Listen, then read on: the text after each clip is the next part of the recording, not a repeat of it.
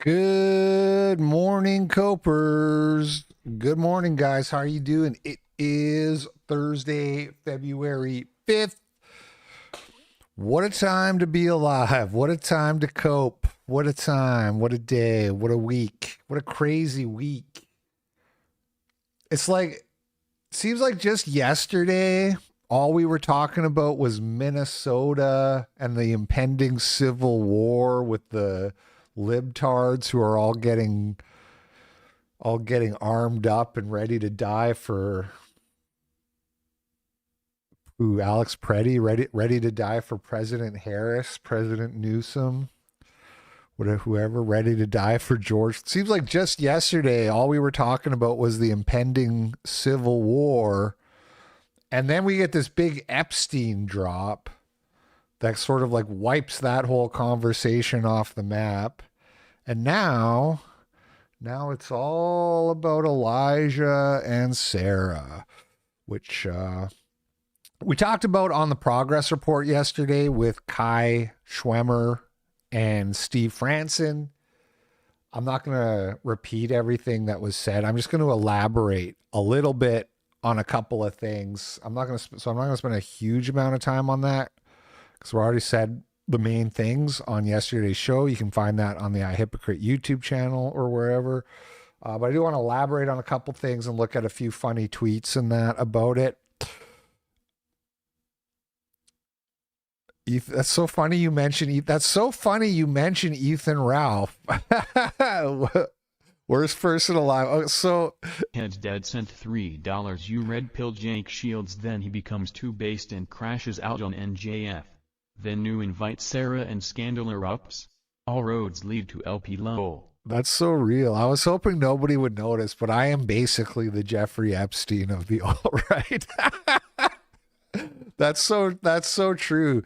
I mention this all the time, but it was so funny, like how like I brought Jake Shields on the progress report with Gavin, and Jake was like kind of like a normal shit lib who had just started dipping his toe into right wing politics and was doing the whole like I'm not homophobic. I'm like a very like normal liberal guy, you know. I just don't want men beating up on women in women's sports kind of thing. It's like 2 years later, he's like Heil Hitler, speed run. You know, respect. Kudos to him. You got to respect the people who do the speed run. Some people it takes a lot longer, myself included. Um, I have Mark Collette coming on Wednesday. The next show, the next episode of the Progress Report, we have Mark Collette booked. And Love from the UK lads. Stay coping. thank you, Yanni McSnore. Appreciate the dono. And speaking of the UK, we have Mark Collette from the UK coming on Wednesday for the show. And I was going to throw this out to you guys to see if there would be a lot of objection, but I'm toying with the idea of inviting Ethan Ralph as the other guest. Would that ruin it for you guys? Is that a bad idea? I want to get Ethan Ralph on the show just kind of because you're not supposed to. You know, it's like that Age of Anxiety tweet that went by. He's like, Ethan Ralph is the worst person who ever lived. And it's like like people hate him so much. I kind of just want to like invite him on and just be like, I don't care. It would be a shit show. Well, that's the concern. The thing is I would be interested in bringing Ralph on the show, but I need him to be a little bit sober. If he shows up like pilled out and slurring and can't talk, I'm just gonna regret it. I need him to be on the Goldilocks amount of substance. You know, we don't want totally sober Ethan Ralph, but we don't want too fucked up to even talk. There's like the Goldilocks Ethan Ralph where he's got just the right amount of Xan, just the right amount of liquor. Well, the chat seems to be in favor.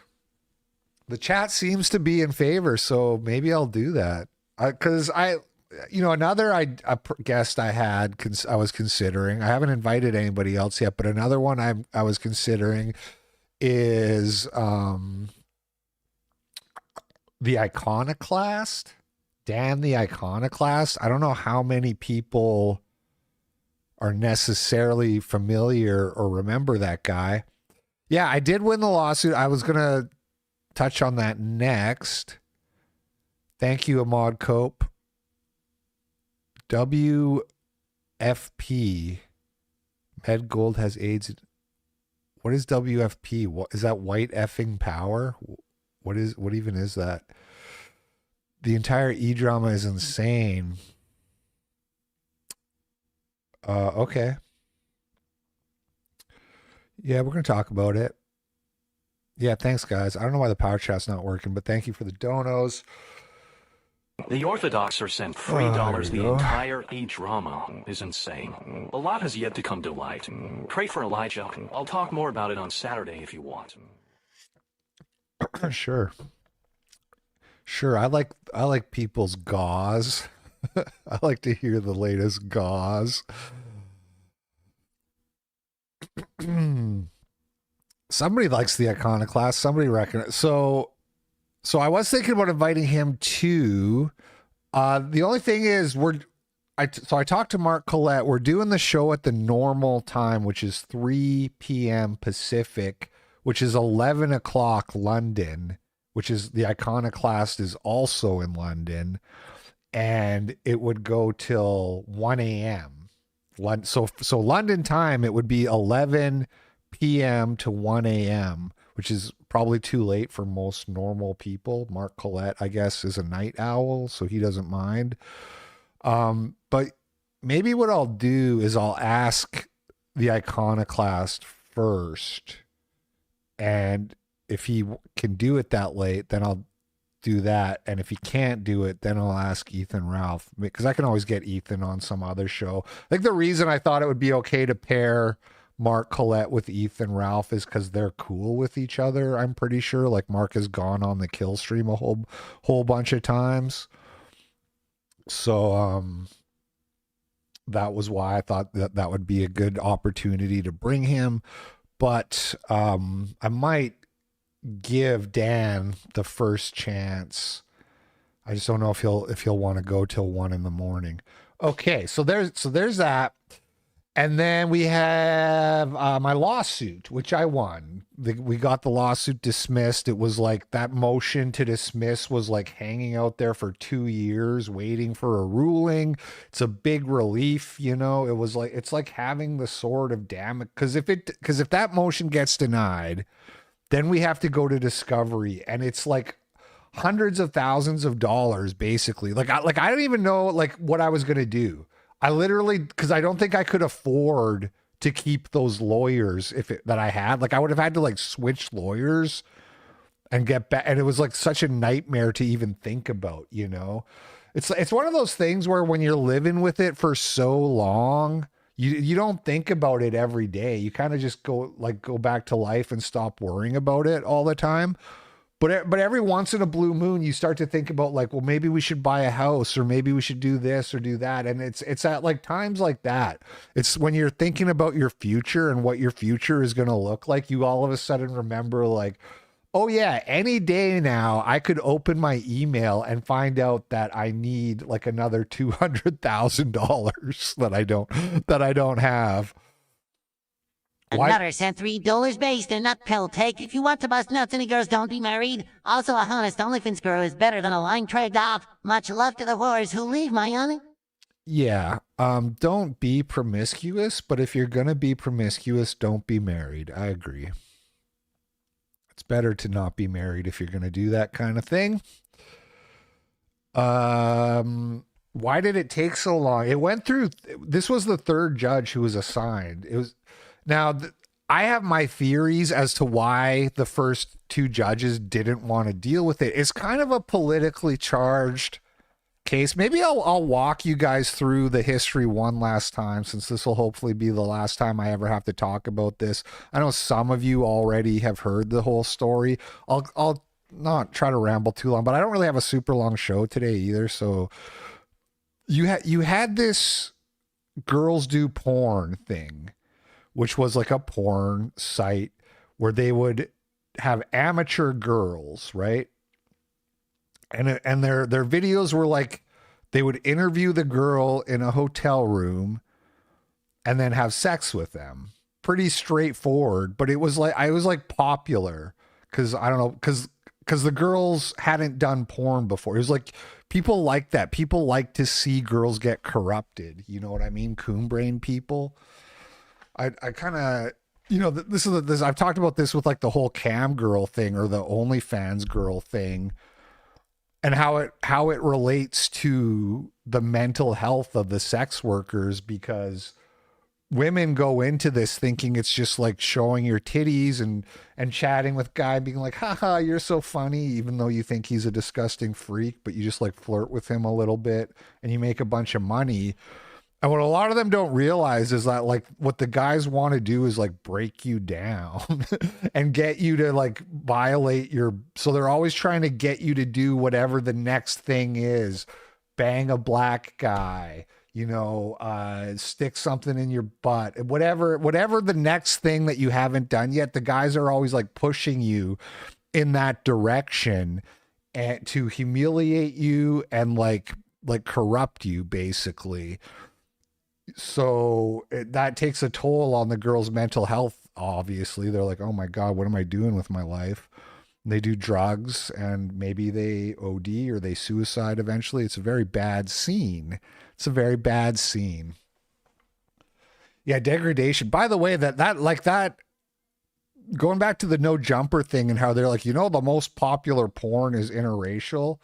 Like, that's not even true. It's not interracial.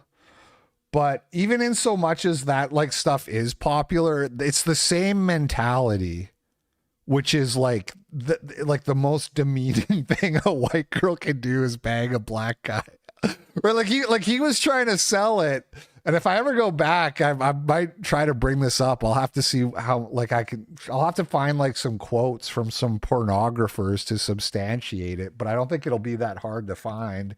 Right. But it's like the most demeaning thing a white girl can do is have sex with a black guy. And that's why it's like a porn category, because it's degrading. Anyway, so these girls, what happened was they ended up like filing a criminal complaint because the girls in the Girls Do Porn videos were like being flown out under false pretenses to LA. They said it was like, we're going to give you a modeling gig. They would contact these girls on Instagram or whatever and be like, you're really pretty. Come to LA. We're going to pay you like $3,000 for a modeling contract to take your pictures, and we'll fly you out here. And they would fly the girls out. They would bring them to the hotel room, maybe give them drinks or drugs if the girls would take it. And then they'd be like, okay, here's the contract. We're going to like film a porn video. And it was alleged by the girls too that like if they said they wanted to leave the room, the guys wouldn't let them leave. If they said they wanted to just get flown back, the guys would be like, well, we're not going to pay for your flight home unless you're screwing us over. So we're not going to pay for your flight home unless you do the thing. And basically that they were coerced into doing the porn under false pretenses. And this became a sex trafficking case because of the travel, because they were flown in to do this. It was sex trafficking, and they got charged. One of the guys got away with it, by the way. One of the guys like flew to the Bahamas or whatever, someplace where there's like no extradition, and they've never got him. And he got out with like $20 million. And whereas all the other three dudes who were involved in this venture, they're all like in jail now, and they're in jail for like 20 years or some shit.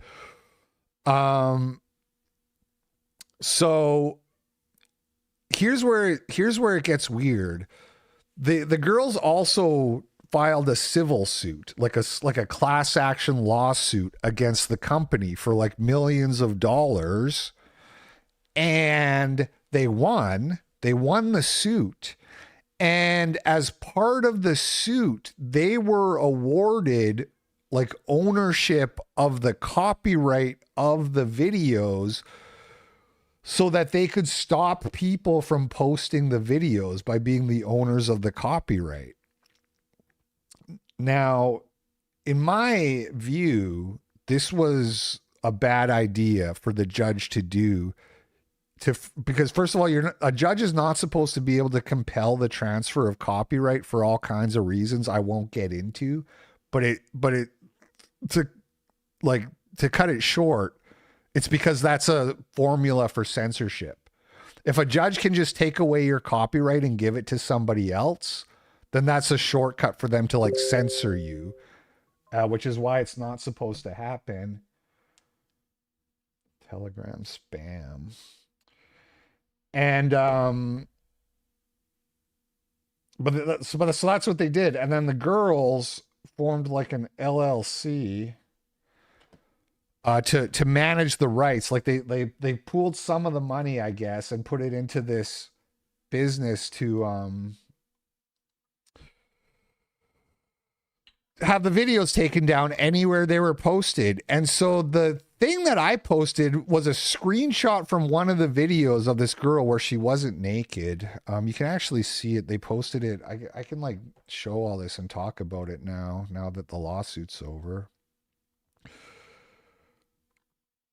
I had it pinned, but I replaced it with my stream. Hold on. Lawsuit. Have you guys seen, dude, I've watched this video like 6 different times and I laugh every time. Hold on, let me go this one. Have you guys seen this? This is so funny. Before I make an opening statement, I wanted to ask Kay just a couple of questions just to kind of get some things. So are you a Christian? I am not. No, I am a pagan. I'm also an omnist. So so no, I am not a Christian.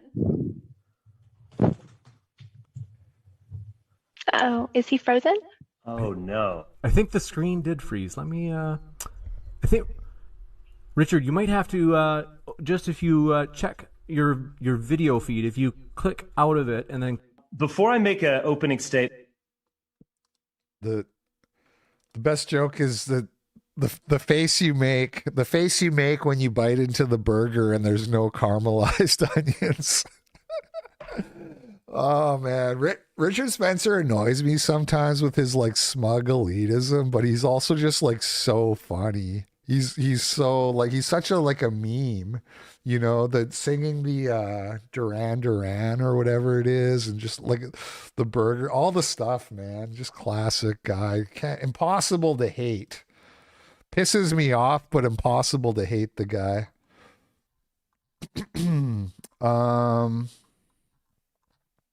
Here it is. So this is what I posted, not with this text, but this right here was my tweet.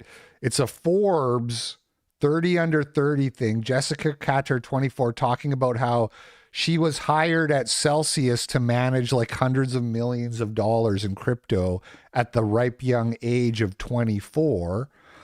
And then this is a screenshot from her Girls Do Porn video titled Interview and Fuck with 20-year-old Jessica, right? And what you have to understand is that it was posted after Celsius like went under and froze everybody's funds. So Celsius was like this crypto platform bank that like failed and everybody got fucked over. And the point of this post was to be like, maybe this 24-year-old girl who made porno videos and was put in charge of a big amount of money, maybe she wasn't hired for the right reasons. Get it? That was like the point of the tweet. But you can see here, like this screenshot from the video where she is like fully closed. That's what they weren't denying. They just said I infringed the copyright.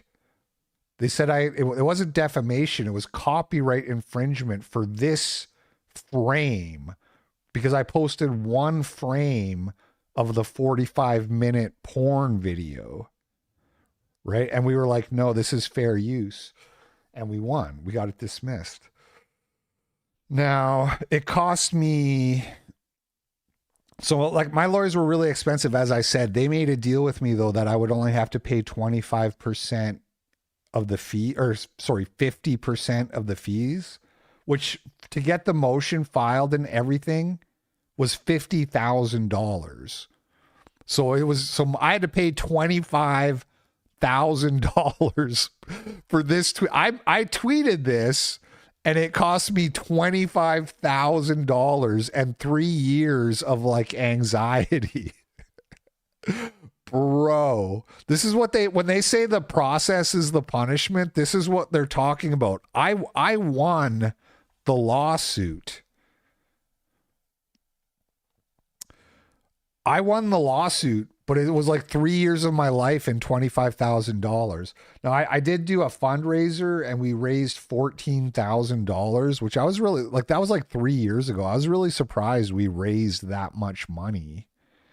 And I'm, you know, to everybody who donated, I'm really grateful for that. I'm really grateful to Nick Rakita, who brought me on his stream to talk about it and ask for donations, and we raised $1,000. That, of course, my Jew lawyer then said he had to watch the stream and then charged me $600 to watch the stream. And this is a true story too, so the judge who dismissed the case, like who granted our motion, he's black, and my one lawyer was Jewish. And Allison was like, do you feel a little bit bad? You know, because the Jew lawyer and the black judge like saved you. And I was like, not really. Because here's why. The lawyer, not only did he tell me that I had to fundraise harder. And so I went and did the stream with Nick Rakita. And then he charged me $600 to watch the stream that he like told me I had to do to raise funds.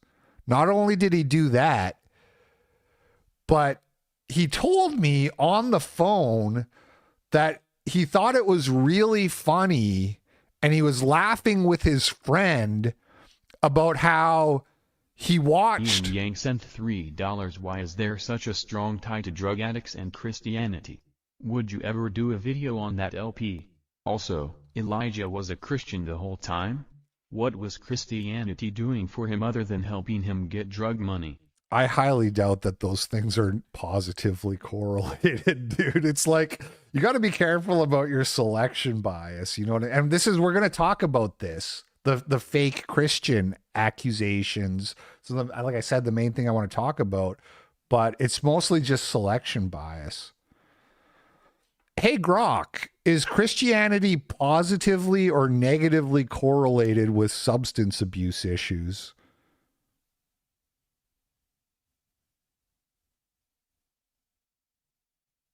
Research shows a mixed picture, but overall, Christianity tends to be negatively correlated with substance abuse. Yeah, I don't want to hear all that. The thing against it is, you know what? Being in prison is like Christians are like slightly overrepresented in prison, which you could say, oh, why does Christianity make people commit crime? But it's more like people who are at the worst stages in their life turn to Christianity. And it's the same with drug users. Like most of the like successful substance abuse treatment programs are religious, like alcohol, like AA and that. So it's kind of, it gets to be kind of a mixed picture, because it's like, are you a drug user because you're a Christian, or did you become a Christian because you're trying to get off the drugs, kind of thing? And same with, you know, have you ever heard the saying, there's no atheist in a foxhole? Same kind of thing. Same kind of thing.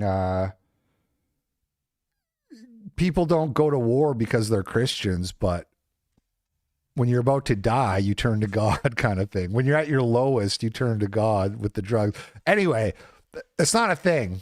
Christians being like drug abusers, it's not really a thing. You're just cherry picking. Right. So back to the funny lawyer story. he's telling me that he joked with his friend about how he, as part of his research for the case, he had to watch the porno video, the 45-minute porno video, and that he got to bill for that because it was like work for him, and he thought this was really funny. And he's telling me, and I didn't think it was fucking funny. I'm the one paying the bill, nigga. Why are you even telling me this? I'm the one. You're telling me you watched a 45-minute porno and then you charged me like $400 for that. He charged me like $400 to watch her porno video. Like it was important. Like somehow he had to watch the whole thing. So that didn't make me less anti-Semitic.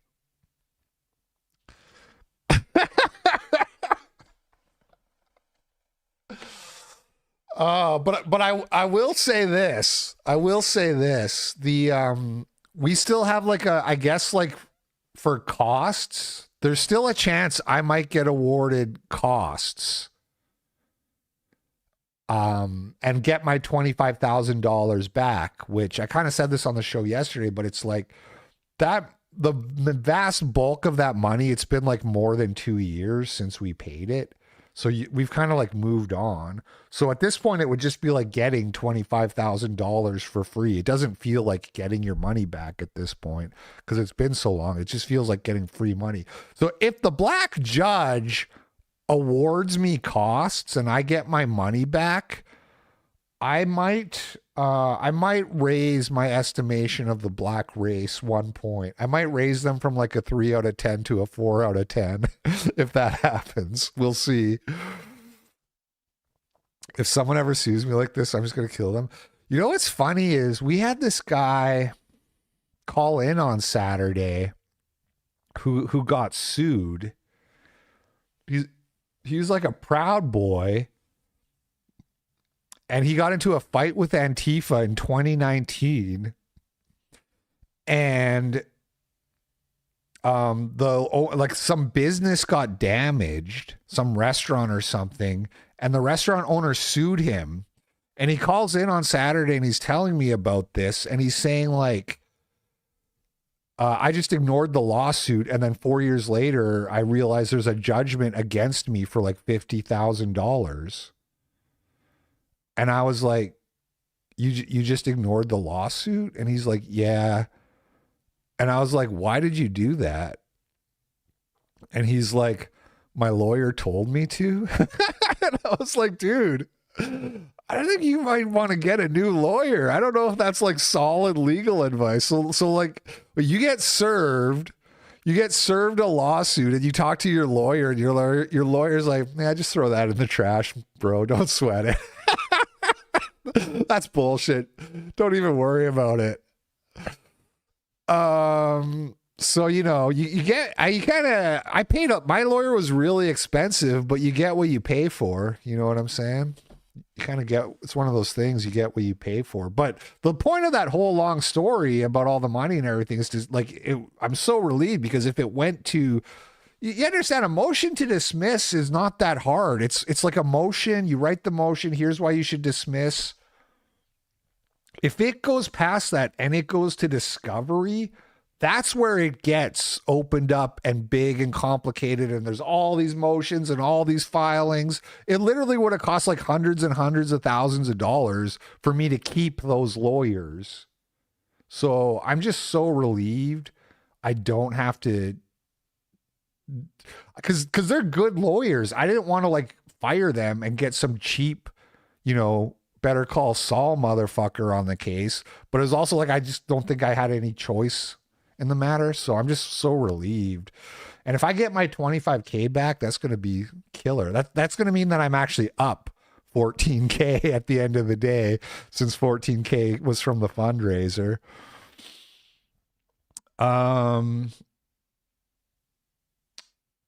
Is there anything else?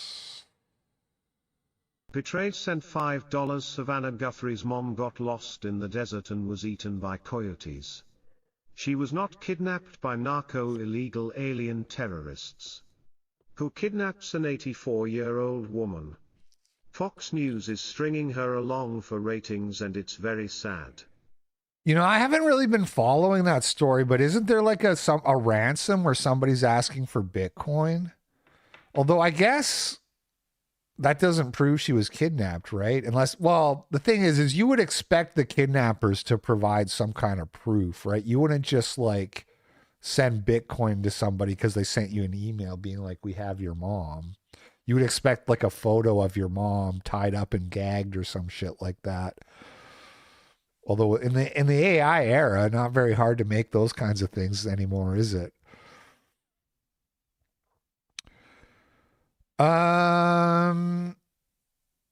Anyway, so the lawsuit's done.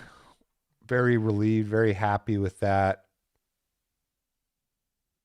And let's talk about the Sarah Stock thing, okay?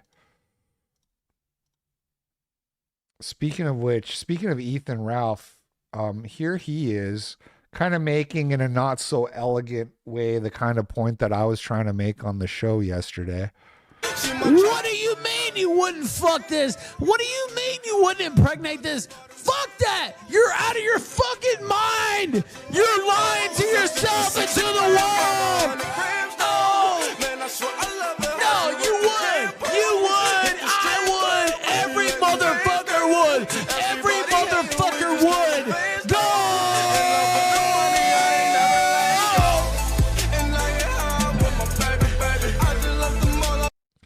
So this is kind of the point I was making on the show yesterday when I was saying like you shouldn't cheat on your wife, but I understand why Elijah was tempted. You know what I'm saying?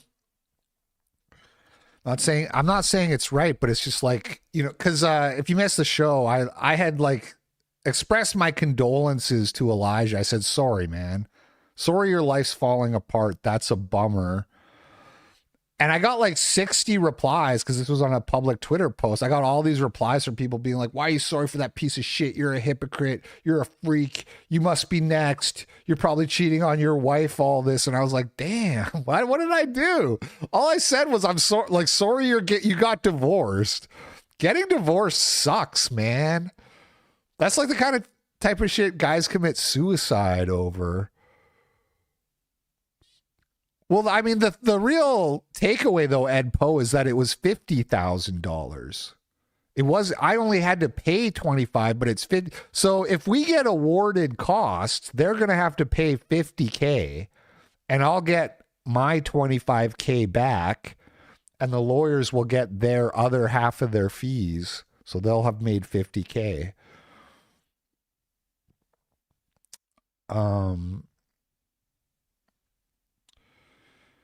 But yeah, 50K for a motion to dismiss.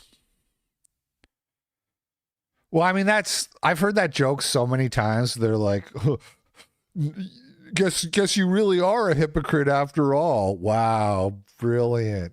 Brilliant, man. 8,000th person to say that. So funny. Username checks out. Don't get the government involved in your personal relationships. Well, I've talked about the whole common law marriage thing. I don't know how it works in America. Let me ask. Grok. Hey, Grok, is there common law marriage in America? Like if you live with your girlfriend for a year, you're basically legally married and on the hook for alimony and shit like that, or no? Common law marriage isn't recognized everywhere in America. Only in about 8 states, plus DC, like Colorado, Texas, and Iowa. Yeah. So just make sure you know the laws where you live.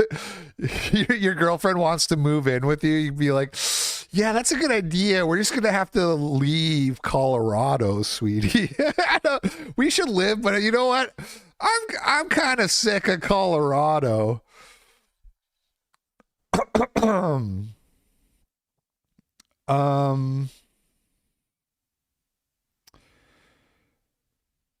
Anyway, I mentioned this on the show also yesterday, but like I wasn't surprised about Elijah. I don't think most people are surprised. Back when the Blaze thing happened and Sydney Watson filed her lawsuit. I covered that on the Cope. And I remember at the time,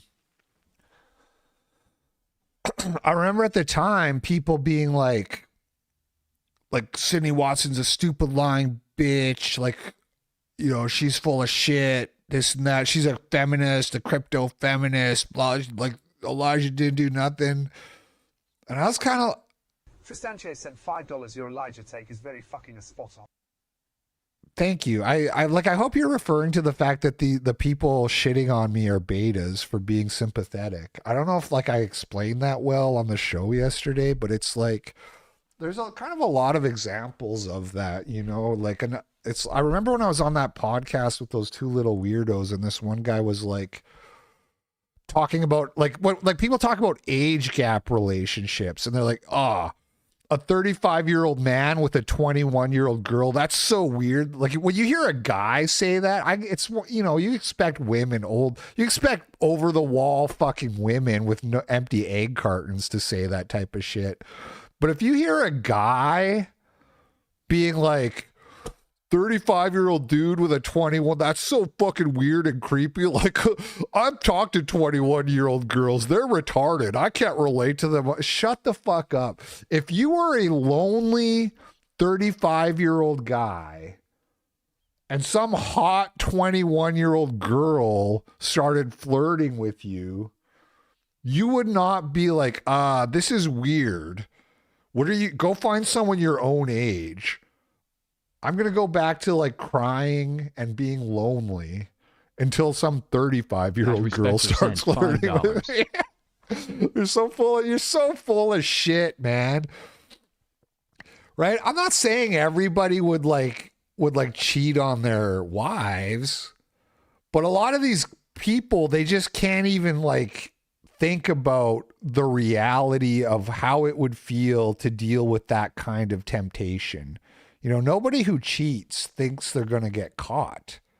So you're in the moment. You're in a hotel room drinking with Sarah Stock. You know what I'm saying? Which is a situation you shouldn't be in as a married man.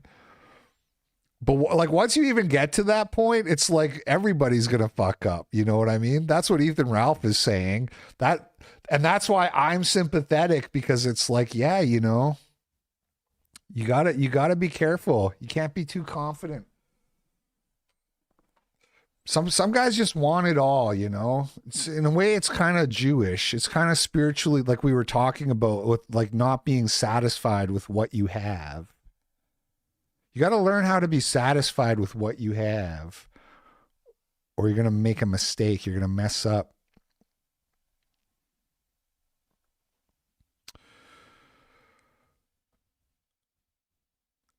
To abstain from sinning is to reject Jesus's gift. I don't agree with that. I think you should definitely do your best to abstain. I don't think that's the Stone Choir approved theological take, but thank you for the $1. Big spender.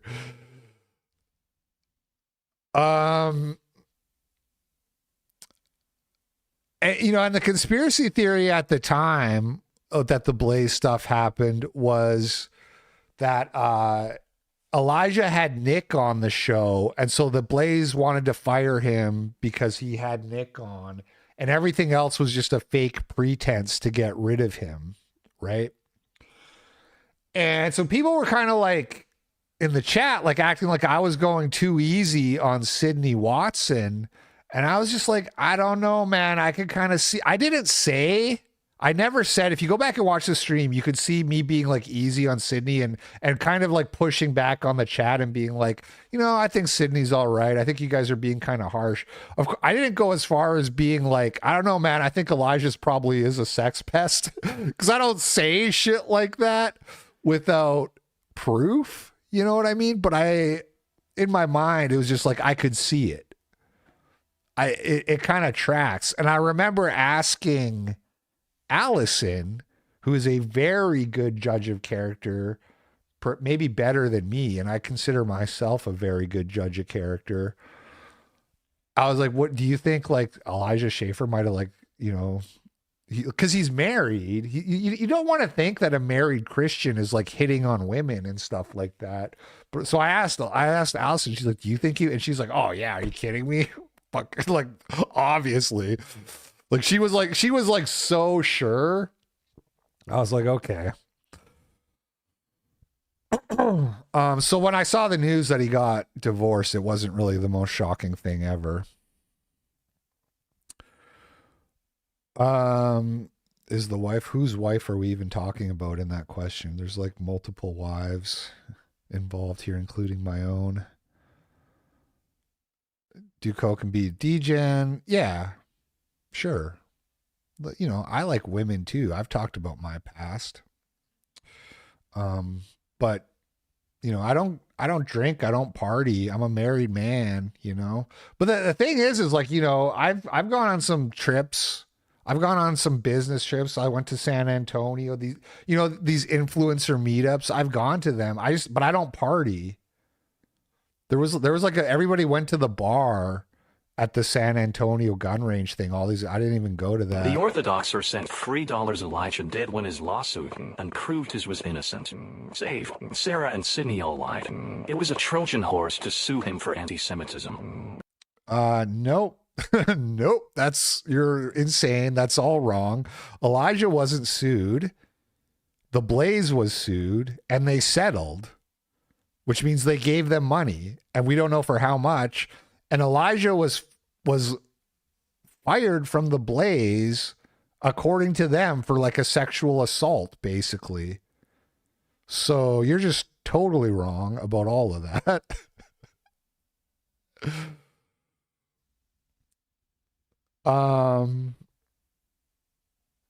You know, now having said all that, the Sarah Stock, finding out that she was doing this was very disappointing, you know. I said this on the show, but it's like you have this young, pretty girl. She's espousing Christian values. She's getting married at a young age. She seems to be like doing everything right. And it's like kind of like good propaganda. I mean, women shouldn't be e-girls. Jones We all sent know $5. this. Pretty sure the outrage is Sarah Stock leading her boyfriend on into marrying a virgin with 0 bodies while getting backshots from her boss, whom she was dating at the time, and, you know, waiting for marriage with meaning no. Well, of course. So I mean, that is the main outrage, but it's also kind of interesting that is worse than just cheating on your wife who you already have kids with. You know what I'm saying? I don't know. People seem to like judge women harsher than men. It's just like a recurring trend that always comes up in these things. I don't know. Some people would say the real outrage is cheating on your wife that you have multiple kids with when you're a married man. You know, it's not super clear what all happened with Sarah, but as far as I can tell, the general consensus is she was dating her boyfriend. This is like according to Milo, okay? She was dating her boyfriend and banging Elijah. And then as soon as she got engaged, she ended it with Elijah. That's my understanding of the story. And lying to your boyfriend and fiance is obviously wrong. So we're going to assume that she told him he's a virgin, because there's actually a clip of her going on whatever and saying that, which I have pulled up here, I'm not here to shit on Sarah Stock or any of these people, but this is an example of how one sin leads to another. This is an example how one sin leads to another. It compounds, and then you're caught in a web of sin. That's assuming she's lying here, which is, you know, I don't even know, but probably. Hi, I'm Sarah Stock. I'm 20. I'm from Newport Beach. I'm single. I've never had a long, serious relationship or anything. I've had like 2 pretty short relationships and a lot of first dates kind of thing. How many first dates would you say you've had? No idea, to be honest. More than 10, more than 20, more than 30? I don't know. Probably around 20 over my life. Okay. What's the longest period of time that you've dated a guy? Like 2.5, 3 months, I think. Would you call it a situationship? No. Have you ever called somebody your boyfriend? Yeah. You're also religious, correct? Yeah, I'm a Christian. Are you waiting until marriage? Yep. Have you always waited till marriage? Yes. You both are virgins, is that correct? Yeah. Yes. So that, she's turning kind of red too, which is maybe a tell. You know what I mean? You're talking about your sex life, so it's, as a girl, it's kind of embarrassing, but probably she's lying there. And if I can kind of relate to that, like flushing up when you lie because you know you're doing something wrong. So it's just a reminder of how sin compounds. You do one thing, now you're all of a sudden you're in this where now you have to do another sin, and you really want to avoid it if you can. I saw somebody in the chat say like Milo knows all. Please, man. Don't come around here like glazing Milo like he deserves any kind of respect. That guy is such a snake, and Milo has slandered so many people. The fact that people now, this is like the one time in Milo's life that he had a receipt because he somehow got somebody to secretly record Sarah Stock admitting to her relationship with Elijah, which is like so weird and fucked up, man. I mean, I don't know if that guy was acting on behalf of Milo or if that guy just got Sarah to recorded her on his own and then decided to give it to Milo because he's the guy to like give that shit to. I don't know, man, but like Milo takes way too much pleasure in like destroying people's lives. Milo has never been sued. People don't want to sue. People don't want to sue, you know. Candace got sued by the Macrons because to sue people for, it's like you have to have so much money that you can just throw a fuck ton of money at your lawyer and be like, don't bug me with this. Otherwise, it's not worth it. So, I mean, could Benny Johnson sue Milo? If he really wanted to, yeah, he could. But it's just like, it's generally kind of like not really worth it.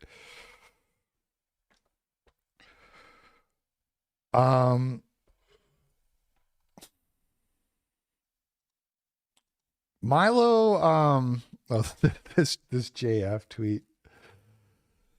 So Elijah was posting like how his family was missing. He was posting these like erratic things. Milo is broke. I don't know how he could possibly like have money. Like, what does he do? But anyway, I don't know. I have no idea. I have no idea what his finances are like. I just know he doesn't like do anything. It's been a long time since he ran all his scams, like his stupid books, and like he like sold a book that was called like The Wisdom of Nick Fuentes, and it was just like blank pages. It was such like a lame scam.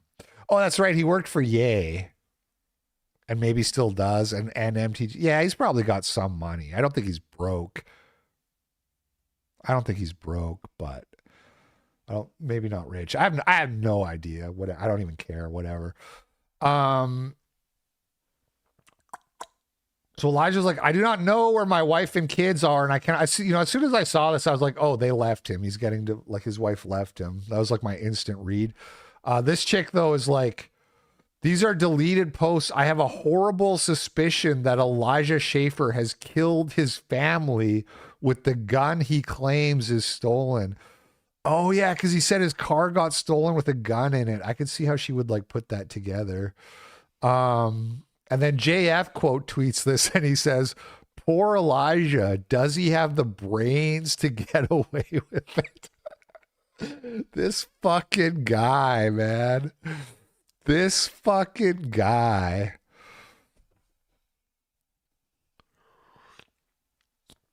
I don't think you can get, if you're saying this chick is getting sued for this tweet, I don't think you can get sued for saying I have a suspicion. There's a big difference between saying I suspect something and saying this thing happened. That's the thing. It's like hard. It's hard to sue people for defamation. You understand? People are like, why does Milo never get sued? It's a lot of money. It's a lot of your time. And it's kind of hard. The bar in America for defamation for public figures is quite high.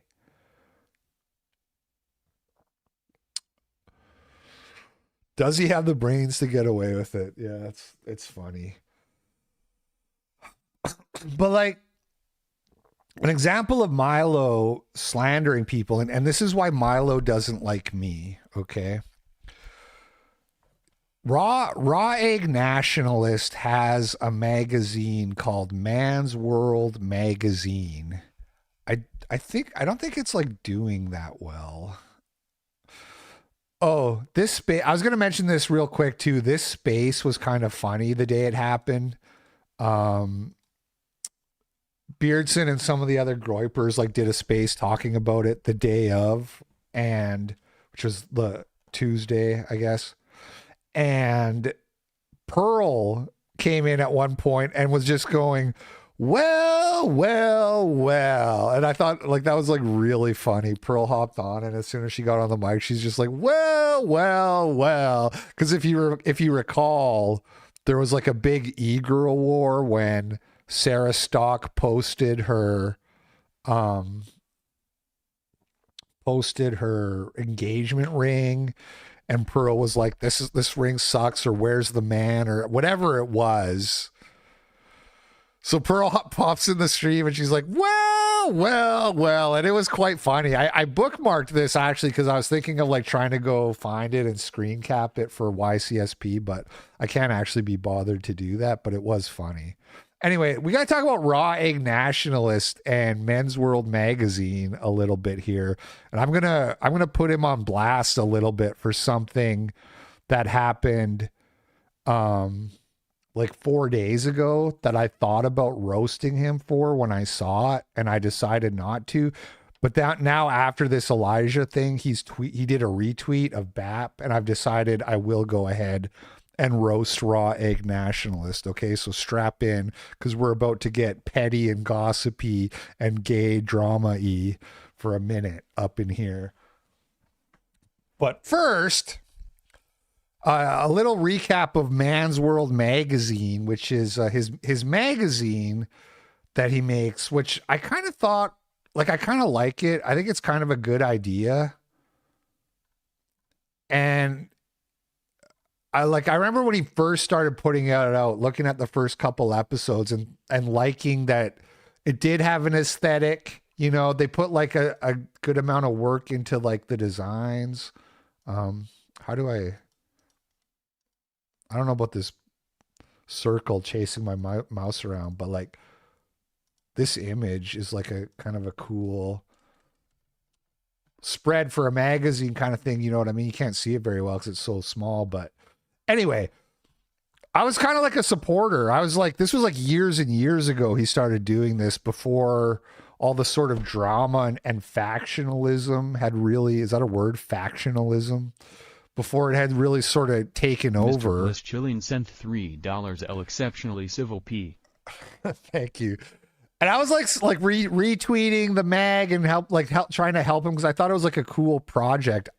I don't know what's going on with it now. He says here that like on the webpage, he says they're not with Passage Press anymore. They got dropped by Passage Press, but you can still get episodes 13 to 15 on their website, which I then tried to like go look at this because I was trying to figure out when did the last episode come out, because I never see him talking about it anymore, and it feels like the production schedule has slowed down a lot, but I don't know, because they don't have dates on here anywhere. There's no dates on his website for episode 16. There's no dates for the episodes here. It's on sale for $12, marked down from $30. So I guess these things were not selling that great after a while, which is why they got dropped. But, you know, I'm not gloating about that or anything. Like I said, I think this is like kind of a cool project. Now, I can tell you a funny story about this, which is that I bought one of the like paper copies of Man's World, as a gift years ago, episode, issue, whatever. Fucking nerd, fucking pedantic nerd. For my, so you know how I have a shitlib sister-in-law and her husband who like don't talk to us anymore because I'm a big bad racist.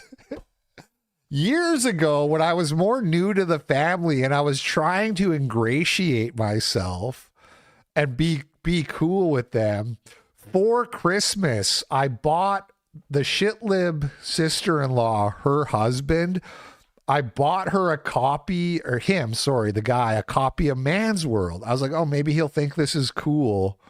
You know, it's got some like interesting articles in it or whatever. It's kind of hip, kind of underground, you know?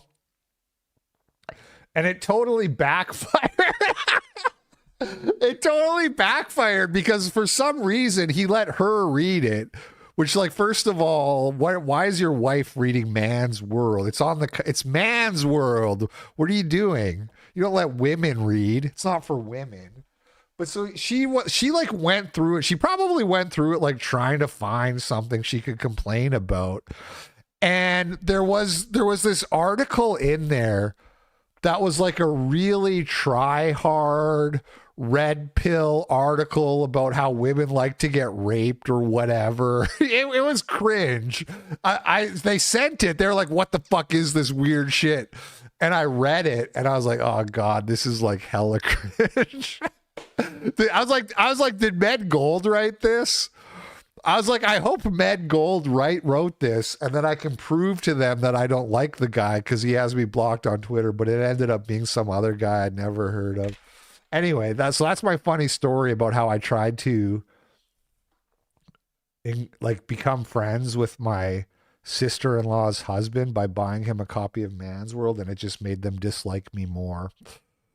Anyway, Man's World has had some controversies, which may be contributing to why it has not been super successful, apparently, commercially.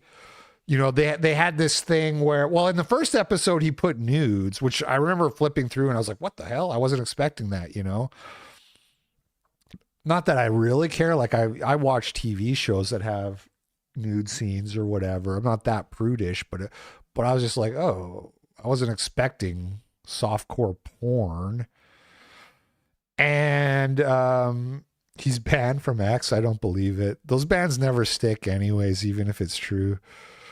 But they didn't do that. They stopped doing that after the first episode because lots of people complained, apparently. Lots of people were like, we don't want this. We don't want porn. It was like Bronze Age pervert being like, do you guys want me to make right-wing porn? And everybody was like, no, please don't. We do not want that, actually. Then you had the whole Pariah the Doll Troon model getting published in Man's World. That was a scandal. Ren, Raw Egg Nationalist, I'll just call him Ren for brevity going forward. He claimed that he didn't know it was a guy. In his defense, he thought it was just an ugly woman and how all models are ugly. That was his defense. It's like, I just thought it was an ugly woman I put in my magazine. My men's magazine. So that happened. We don't have to rehash all that, but it was a scandal. And then the big one, though, really, at least in my view, is that they published an article by Milo Yiannopoulos about how Nick Fuentes was trying to sell his users' data to like the Koch brothers or somebody. I forget who exactly. And it was this big article written by Milo alleging that Nick, when he met with these guys who were interested in purchasing his user data, which is like what does that even mean? Like people who registered accounts on Cozy TV, most of them are through Telegram, which is like secure.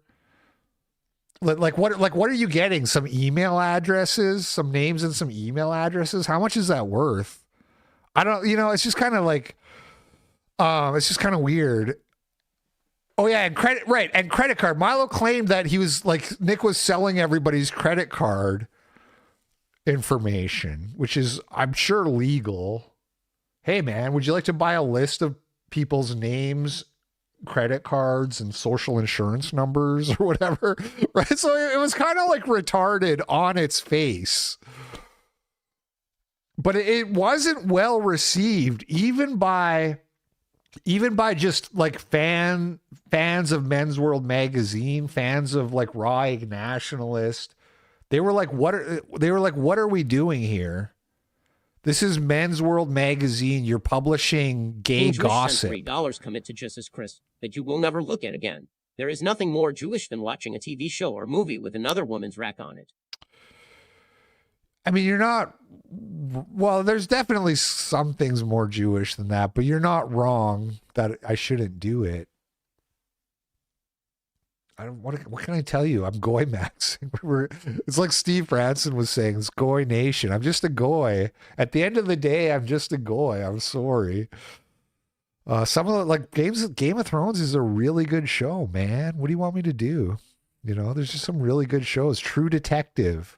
I'm sorry. I can't watch True Detective because King Jewish doesn't approve. You didn't watch True Detective? You're missing out, frankly. Anyway. People were like, what are we doing? We're publishing like gay gossip now? Because it was just Milo saying this happened. And he went through every other A-log talking point in the book. Nick is gay, Ali Alexander, he bots, his followers are all botted, and people it wasn't well received. It was kind of like just another tarnish on this thing that Ren was trying to do. But the reason I bring all this up is it's more about Milo than Ren, although we'll come back to Ren. But the reason I bring it all up is because people were so incredulous about this article that Milo, well, obviously I'm talking about season 1 and also season 2. Season 2 is underrated, frankly, but obviously mainly we're talking about season 1. People were incredulous. And so Milo announced that he had proof, he had documents, and he was going to publish them through a trusted, independent, objective reporter named Tony Ortiz, if memory serves, who writes for National Revolt or some Texas local politics. This meeting happened in Texas, so this guy was going to do it. Now, I don't know that Tony Ortiz was necessarily like unbiased, because I don't think he likes Nick, but whatever. That doesn't even matter as long as you have integrity. You can report on people you don't like as long as you have Tito Ortiz, whatever it is. And I have no reason to like doubt the guy's integrity, just to be clear. I just don't think he likes Nick from what I've seen. But it never materialized. Milo promised this thing that he was going to show the documents and go over it, and it never materialized. And I am mutuals with Tito Ortiz. So I asked him multiple times over the next like several months, what's going on with that thing? Did you get, and the answer was always like, Milo hasn't sent anything yet. He said his lawyers, he hasn't sent it. And then finally, Tito just stopped responding. Yeah, the current revolt. That's it. Thank you. He finally stopped responding. I was like, I'm going to touch on Nicki Minaj too, but hold that thought. So he stops, and it never happened. And then Milo was like talking shit about Nick or something. This was like a year. This was before Wife Jack. It was like over a year ago. I barely remember. But I replied to Milo and said something like, whatever happened with that proof you were going to publish in Current Revolt to prove that your article from Man's World wasn't just gay gossip? And Milo blocked me immediately when I sent him that. He later unblocked me because I had a viral tweet making fun of Nick and Andrew Tate and all those guys during Wife Jack. I did like the Game of Thrones meme where it was like Andrew Tate unmarried, Nick Fuentes unmarried, and he's like going through the book. And it got like 13 million impressions. Milo unblocked me when he saw that tweet because he thought it meant that I had like turned on Nick or whatever, but it was just banter. It was, Keith Woods was, I'm like mutuals with all those guys except for Dan Bilzerian, as far as I remember. Anyway, he's unblocked me, and I see these tweets from Milo now and then, and I always want, it's like I want to jump in there and like shit talk him and ratio him, but I know I'll just get instantly blocked. So Milo acted like you. Well, I don't like your tone, sir. Midnight in Exile. Nigga, haven't I unblocked you before? Where is Oh, Jessica already did it. Jessica already banned him for me. I don't care for your tone, sir. I could have sworn I already fucking So Milo acted like you, like a little bitch. Hey, fuck you. No. I asked him a legitimate question. You said you were going to do this thing. What happened? You're an annoying faggot. Okay, learn the difference.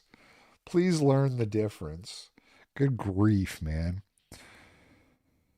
So, long story short, he never provided the proof. So, that's Milo, and you shouldn't trust him, okay? Don't trust him. And don't trust all this other stuff. I didn't even want to say it. But he alleged that Sarah Stock had an abortion, which is extremely scandalous. You should never repeat that. And you should especially never repeat it as if it happened and is true. You cannot trust anything Milo says unless he proves it, which he has not proved that. So don't go around being like, Sarah Stock had an abortion. You don't know that.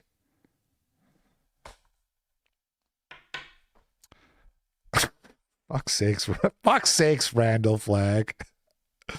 Fuck's sakes. I don't know if she did or didn't, but I wouldn't bet that she did. I wouldn't bet on it, okay? Milo does this. He exaggerates. He inflames, he slanders, okay? So don't go around repeating his slander. Just don't do it. Okay. And that brings us to this Bronze Age pervert tweet, which Raw Egg Nationalist retweeted, which is how I saw it. I'm still mutuals with Ren. So this came up on my timeline. Raw Egg Nationalist retweeted. This is a quote tweet. It's mucho texto, but we're going to have to go through it. But this is a quote tweet of Melian Refugee. Malayan, I don't know, whatever. Actually, it's Melian. It's Melian. LP. You uncouth brute. It's actually Million. Melian Refugee says, we can end this. We have the power. Ignore right-wing influencer girls. Mute right-wing influencer girls. Bully your friends who follow right-wing influencer girls, with a picture of the engagement ring. Now, this is already ironic, because BAP has done the Red Scare podcast. This is this thing where people want to pretend like no e-girls. It's when niggas say no e-girls, it's always no e-girls except the ones who like me. That's always the unspoken part of that. No e-girls except the ones I like who also like me. So Bap retweets this despite the fact that we all know he went on Red Scare. We all know he was hanging out in this New York Red Scare art scene, going to these like whatever hip trendy parties. You know, they act like influencers are gay. Everyone's gay. Oh, you're the only person who's not gay. Yeah, right. You went on Red Scare, nigga. What are you doing? There was rumors he dated Dasha even. I don't know if that's true, but could just be one of those PR things.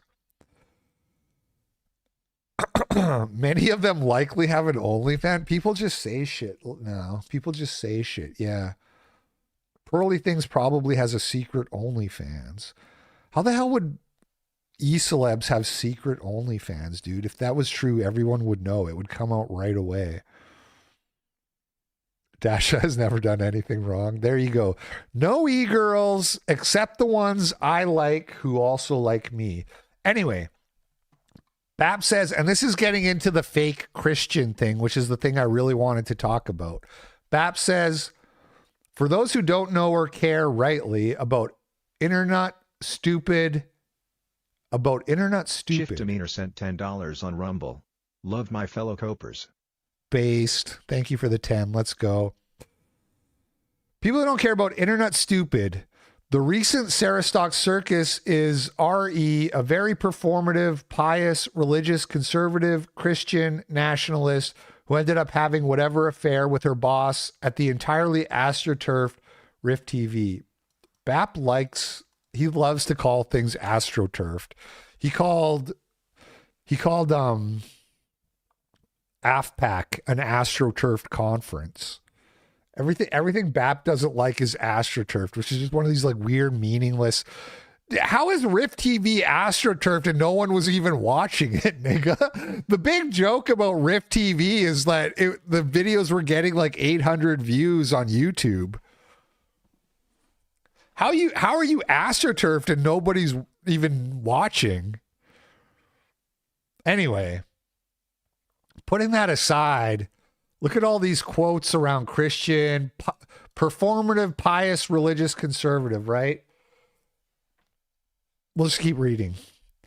My take on this is the same as their other recent scandal involving another pharisaically pious conservative who was shown to be an ex-Antifa transsexual. That's the Vrillium guy for anybody who has a life. My problem isn't with these people's private vices, although it's classic GOP stuff to have moral majority pundits and influencers Bible banging and then do stuff like this on the side while they condemn others and build a name on showy holiness and religious bullshit. The problem is, why are we talking about these people at all? They have no ideas of their own. They are stupid and humorless and never said anything interesting. Somehow they've been injected into discourse while smart posters are banned. Yes, banning is still massive on X, or left out of disgust. Left out of discussion? What? The problem isn't just them. It's other craven influencers. Oh, man. Good thing we have BAP for comedy, right? Elijah and Sarah Stock weren't funny, but you know what is funny is when you spell influencers with 2 O's. That never gets old, actually. Craven influencers who promoted them out of cynical motivations, and many of you for not calling out stupidity. You shouldn't need sexual scandal to realize someone has literally nothing to say and is discrediting others' ideas and 15-year-old 4chan posts by restating them in a dumb, humorless way. Okay, a couple things here. First is that nobody has original ideas. We don't need original ideas. We already know how to live, and it's as Christian conservatives.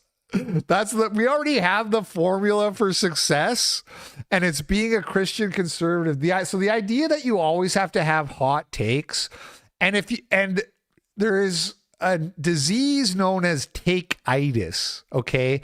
Take-itis is when you always have to have novel takes on everything, and it leads you to some weird fucking places. And there's a whole, if you go to my Substack, if you never read my Substack, my first article, how's this fucking website work? I don't even Randall use it. _flag sent $5 on Rumble. LP, I guess it's too hard or impossible for most RW content creators to not be degenerate. Like in your case, all you have to do is keep loving Allison and your kids and the money and career continues. It's true. It's, the problem is people want it all. It's not enough to have the beautiful wife and the lovely kids and the money and the house and the career. No, you got to have the hot young mistress on the side too, so you can brag to your closest bros about how you really have it all or whatever. It's how men are, Not me, of course. I would never. By the way, not to brag or anything, but I don't even use Substack. And I got 306 likes on my last post, which do you know how hard that is to do? To get 300 likes on a Substack post when you don't even have followers? I have almost a like for every follower. How do you who's Steve Saylor? How many likes does Steve Saylor get on his posts? How does this website work? 43 likes, 26 likes, 42, 40, 32, 73. This is a guy with 12,000 subscribers. Number 32 in culture. It's so funny. BAP is idiots like I, Hypocrite, don't know anything. And I literally, I don't even use Substack, and I write one article, and I get more likes than the smart people, the intellectuals who know. It's too easy. I already conquered Substack, man. It's too fucking easy. Anyway, pardon my bragging. If you've never read this article, Analyzing the Far Right Schism by I, Hypocrite. Okay, there's an interesting part down here with it's actually a funny article. I remember the joke that goes with that picture. The Basil stuff and the Carlsbad incident. Okay. A guy called himself Nigel. Yeah, it's because I'm astroturfed. So real. So true. I forgot. Sorry, I forgot about the astroturfing. Nigel Carlsbad. A guy made this account.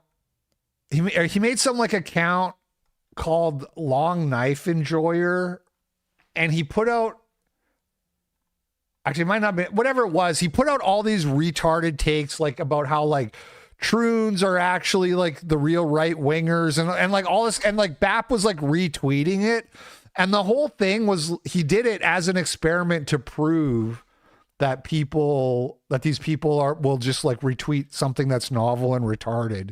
I think this is Basil talking about it in this clip. The problem is that it's not a movement. BAP is not a leader. BAP is a take seller. It's not a movement. It's an audience, right? BAP is selling you takes and you are buying them. You are providing him aesthetics, money, attention, takes yourself. And what he's doing is he is acting as any other podcaster, Substack owner, publisher, person you see on TV, on MS. Boring. Anyway, he talks about the Carlsbad. Read the article. Just read the whole article, okay? When you get a chance. It's called Analyzing the Online Schism. It was written 2 years ago almost, and it's still relevant to this day. The only thing that's really changed a lot since I wrote this article, yeah, it's a gay guy, Basil. The only thing that's changed is Nick has decisively won at this point. The schism still exists, but it's no longer a question of who is going to win. Nick is getting offered 7-figure gold sponsorships. Did he ever take that, by the way? I haven't watched Nick in like weeks. But like Nick is being offered like $1 million to shill gold, and he hasn't even like taken it yet because he doesn't even need to because he's so. Let me tell you something. If I get offered a 7-figure gold deal, it's not going to take me months to hammer it out. You'll be hearing your gold ad on the show tomorrow for 7 figures. Nick is like so rich he doesn't even need the money, and he literally just like takes super chats and sells merch. He doesn't even get like a streaming contract, whereas like all streamers that size basically get offered contracts, big contracts. Like the quartering gets paid big to like stream on Rumble. But Nick doesn't get any of that. He just gets super chats and merch, and he's rich, and he's getting offered 7-figure deals. There's nobody in the BAP sphere who's getting offered a 7-figure deal like that. And the audience Nick has is huge. Anyway, not the point. Here's the real point, which they love to do this thing of like all of these Christian conservative influencers are fake and they don't really have morals. And again, it's like the guy saying that all Christians are drug abusers because Elijah Schaffer has a drug problem. You're literally just cherry picking and have a selection bias. If you zoom out and look at who actually has like a functional family life, right? Look at Matt Walsh. Do you think Matt Walsh is like a secret degen? Do you think Matt Walsh is like going to like weird sex parties and doing cocaine? Do you think Michael Knowles is? Do you think Joel Berry is, for that matter? There's no way. I always use Joel Berry as the example because I hate his takes. But he has 6 kids, and he's like 35, or he's like 10 years younger than me, and he has 6 kids. He has a house. He has a successful career at the Babylon Bee, which I hate. But it's like, here's a guy who has Christian conservative morals and ethics and is winning so hard at life. You know what I mean? This is why, there is a bit of a degeneracy problem on the far right. The quartering's not poor, but please don't make me say that out loud, or they're going to talk about me for an hour on stream.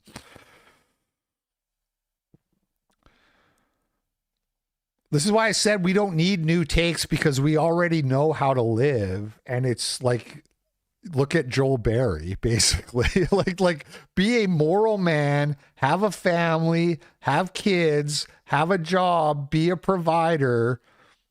We figured this out quite a long time ago. It's not complicated. BAP's big takes, like the last time I heard BAP had a big take, it was him saying that to raise the birth rate, we need to let people have Filipino slaves as live-in nannies. BAP is like, the reason people don't have kids is because we don't let them have a live-in Filipino slave girl to raise the kids for them. And it's like, nigga, where the fuck am I going to put a Filipino slave? I don't have a house, nigga. If I could buy a house, it would be like a 2-bedroom house or a 3-bedroom house. And the 3rd bedroom would be my office where I would work for. Where the fuck am I going to put her, for starters? I'm not joking. That's his real thing that he thinks is like the solution to birth rates. So, and maybe there's like maybe there is actually like some kind of good idea in there, but it's like, it's really not, you're not saving the world with that one. Or any other one. That's the point. But back to this like fake Christian thing, fake conservative thing, look at people, man. Matt Walsh has what, 4 kids, 5 kids. Joel Berry has 6 kids. These are actual Christian conservatives. These are people who are not degenerates. They really believe in like avoiding sin, as do I, for the record. Whereas like what is Raw Egg Nationalist doing who retweeted this? He retweeted the No E-Girls, right? No e-girls, not ever. Bully your friends. 4 days ago, Raw Egg Nationalist tweeted this. Yeah, the quartering is married. Yeah.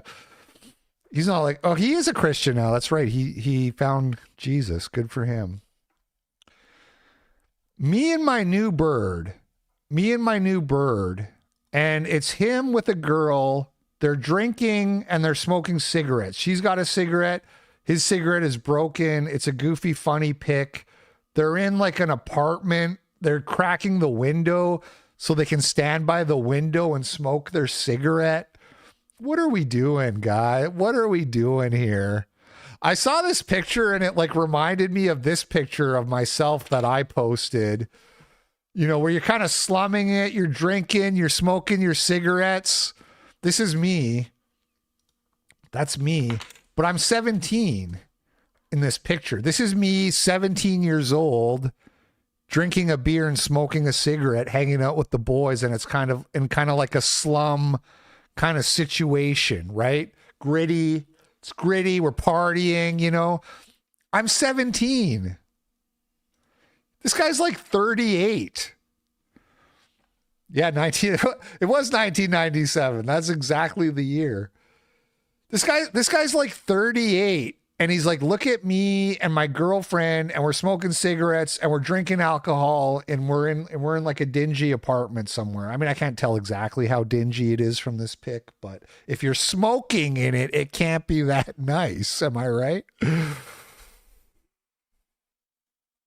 Yeah, chilling with the boys. Yeah, I did used to have hair. Good times. Okay, so I see this. He goes, me and my bird. And I show it to where I'm on the couch with Allison. I say, hey, check it out. Ren's got a girlfriend. And I show her the pic. And she's like, I know who that is. I know who that girl is. Let me go find her profile.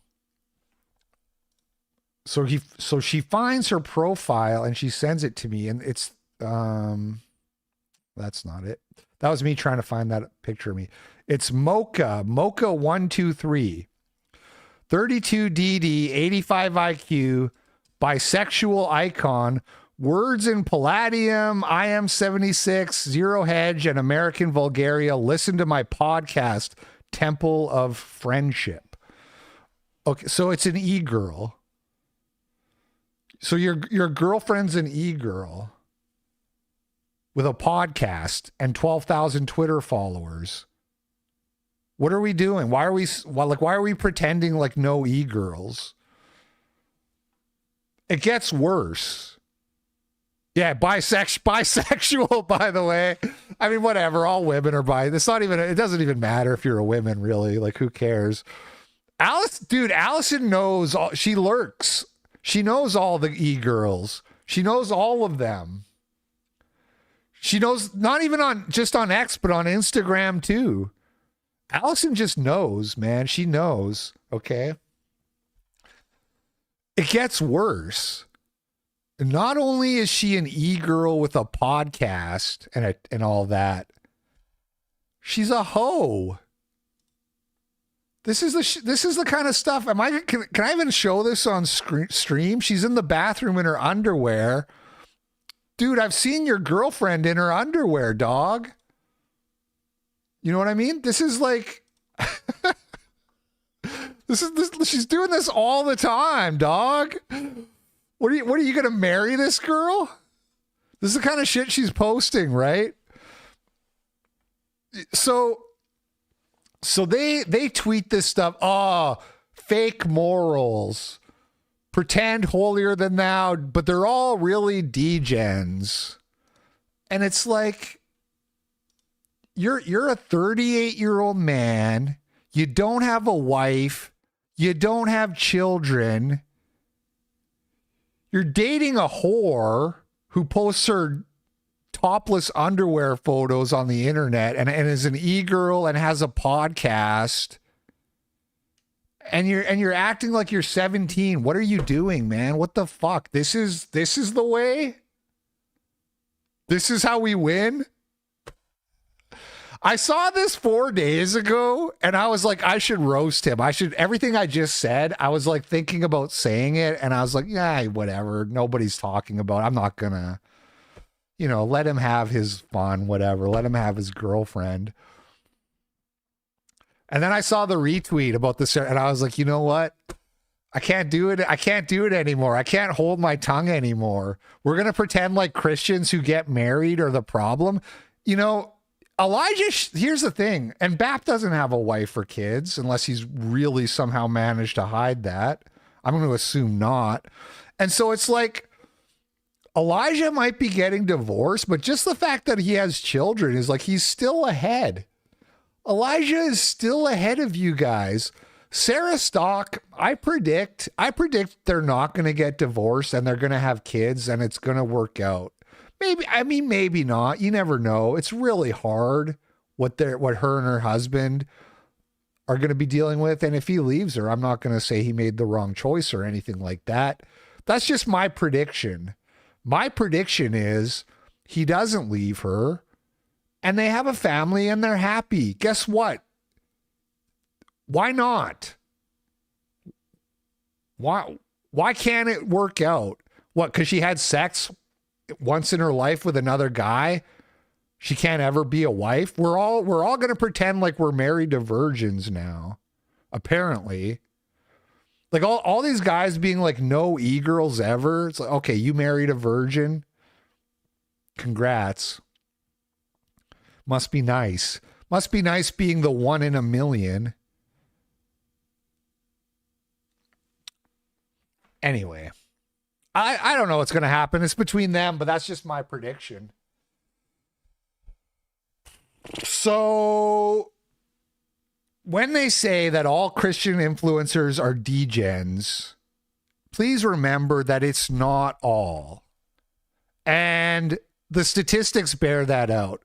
You can look at the statistics about divorce and that and how Christians do better in this stuff. And not just marriage, but fertility as well.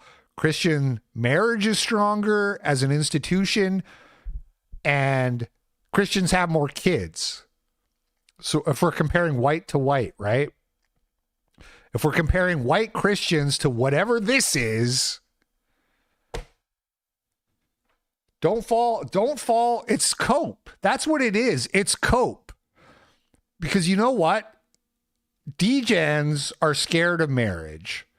Degens are scared of marriage because they know they can't make it work, because they want to drink, they want to fuck, they want to get some strizange. So they don't want to have that skin in the game, having a wife, having kids, having all that to lose. So just be a perpetual adolescent. Just do this. Just be a perpetual adolescent. Go from one girlfriend to the next, partying and drinking. Nothing to lose. And when you see somebody who did put their cards on the table and get married and start a family, and it doesn't work out, you can say, ha ha, see? Everyone's a fuck up, just like me. And all I'm asking you to remember is it's not everyone. It's actually not everyone.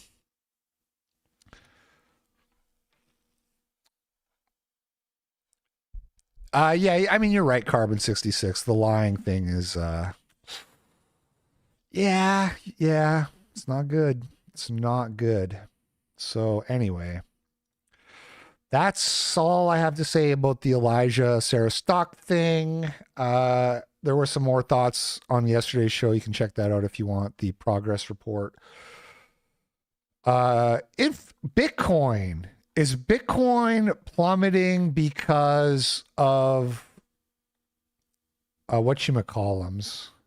I'm not a finance guy, and I'm not going to pretend to be, but what derivatives?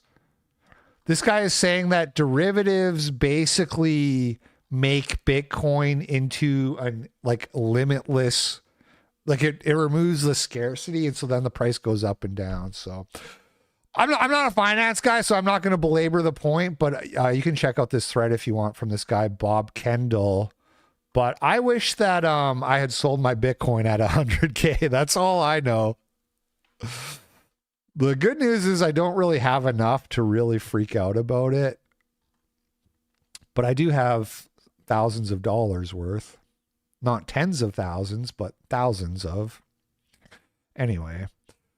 People also wanted me to talk about this peaceandquiet.io, which is like a funny meme website for, the map's actually loading. When I tried to look at it this morning, the map wasn't loading. What is my, yeah, this is me. Let's check there's not that many blacks where I am. Right, so this is Olympia, and I think this is Summit Lake. This is where I live on the lake over here. And so there's no, it would be green, I guarantee you. And it's you basically have like no purple around here till you get up to Seattle. But I mean, it's kind of like, it's a funny idea, but it's like, we already knew this is the black map. Like we already knew this. So it's like a funny idea, but is anybody really confused about where black people are? Check Kerr Darlene. I'm sure it's green as well. But it's like, it's a funny idea though, because it looks for like people named like John Tavius and shit like that. I don't know how it works. Like, is it looking up house owners, or is it just like crime reports, or what? I don't know really exactly how he's doing it, but it's a funny idea, but I'm not gonna like spend an hour on it. The Nicki Minaj thing.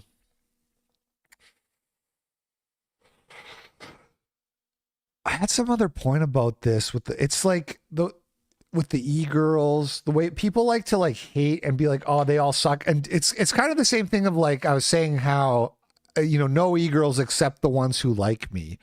Conservatives hate celebrities until the celebrities are like, oh, you guys are cool. And then it's like, whoa, yeah, can I get a picture with Nicki Minaj? There's this like funny clip of Charlie Kirk being like, Nicki Minaj is like the reason black people commit crime. Classic Charlie Kirk. He's like arguing with some retarded 20-year-old shit lib, and he's like, Nicki Minaj is the reason N-words don't raise their children. Totally retarded Charlie Kirk take. But and then it cuts to like Erica Kirk coming out on stage with Nicki, and it's like a funny clip. So there's that, right? Everybody likes to be, conservatives love to be like, we hate celebrities, but it's only because all the celebrities hate you. If anytime a celebrity is like, I'm conservative now, and it's like, woo, let's go, let's fucking go, we love this guy. And it's the same thing with the celebrity. And I've made this point about dissident right politics as well before, which is that a lot of the infighting and it's more about like petty, like somebody said the wrong thing that rubbed somebody the wrong way. It's a lot more personal than it is political. And you look at this tweet here. Nicki Minaj reveals her issue with California Governor Gavin Newsom and Democrats as a whole. I publicly asked him for help several times about my home being swatted, and he completely ignored me. Next thing you know, he's on Twitter running his mouth about female rap and our business. And so that's it. It's just a personal, like he said something that pissed me off. So now I'm going to go like on stage at the RNC and tell people to vote for Trump. There's no principles involved. There's no political theory involved. And so much of politics is like this. So much of like when you hear one influencer shit talking another influencer, it's not because their takes are bad or whatever. It's because they just did something the other person took personally. And you guys remember how I was talking to Jared Taylor and Arvel, and I was saying there's a new far right e-girl every day. Like they're just like it's like a infestation almost at this point, like cockroaches. Like you can't log on Twitter without tripping over a new right-wing e-girl. And then I saw this on my timeline. Goyim, rise, rise, Goyim, rise from your fat ass. Rise your fat ass, Goyim. Get your Goyim ass to the fucking gym, Goyim. Start working out, Goyim. Start making money, Goyim. Stop being a fucking puppet of the system, Goyim. And by the way, I said cockroach, but like, I approve of this. I do. I'm glad this is happening. But it's just, it's a little weird how there's so many. She has 10,000 followers. She follows me. I don't know, man. That's what I'm saying. If I start following back every girl who says the N-word, I'm going to have to follow like 2,000 people at this point.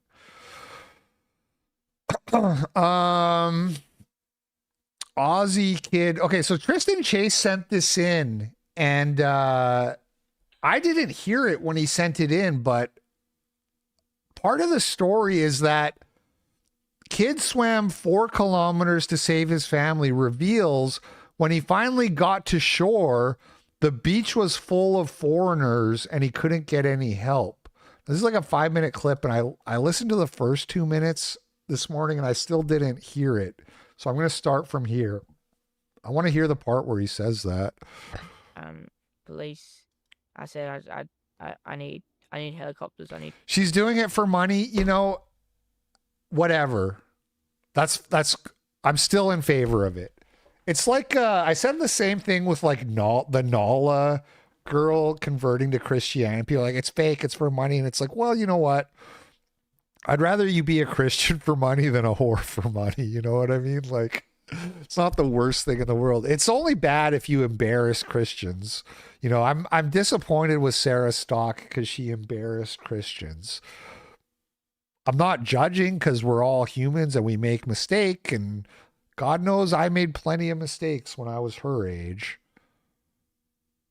But it is unfortunate because it does embarrass Christians. So we as Christians, we really have to not do that. We have to be better. That's it. We have to be better. Planes, I need boats. My family's out at sea. I was very calm about it. I think it was just a lot of shock, like just went through my mind, and I just took it nice and easy. Like in that meantime, when I didn't know where they were and how they were, and I thought they were dead, I had a lot of guilt in my heart. Because you know, I thought, oh man, I wasn't fast enough. And also on the swim. How did she embarrass Christians? Well, I mean, only in so much as people will say, well, Christianity doesn't stop you from sinning, so what's the point? I know nobody says it stops you, but you know what I mean? It's not a good, I really have to debate this? Like, we have to explain how it's not a good look to be like, I'm a Christian and I'm not a whore like these other girls, and then turns out you kind of are. I really have to explain how that's kind of embarrassing. I got a girlfriend, and I was thinking about her the whole time. She Chad. gave me her lackeys, and I was just looking at that the whole time. You know, just keep on swimming, I don't think it was actually me, it was God the whole time. I kept on praying, and I said to God, I'll get baptized, and all of that. I went to church on Sunday. Chad. I thought. Based Chad, Christ pilled. What a guy. Can I buy this kid a beer? That's probably not legal. Maybe it is legal in Australia. I don't know. Can I buy him like something? Can I buy him an Xbox? Can we crowdfund this kid an Xbox? We got to do this. I love this kid, man. Where's the give send go? Something's gone terribly Can I just give him some money? And my fear was that Austin didn't make it. And it's everything goes through your head as a mum. Did I make the wrong decision by sending him? Because I knew he was the strongest and he could do it.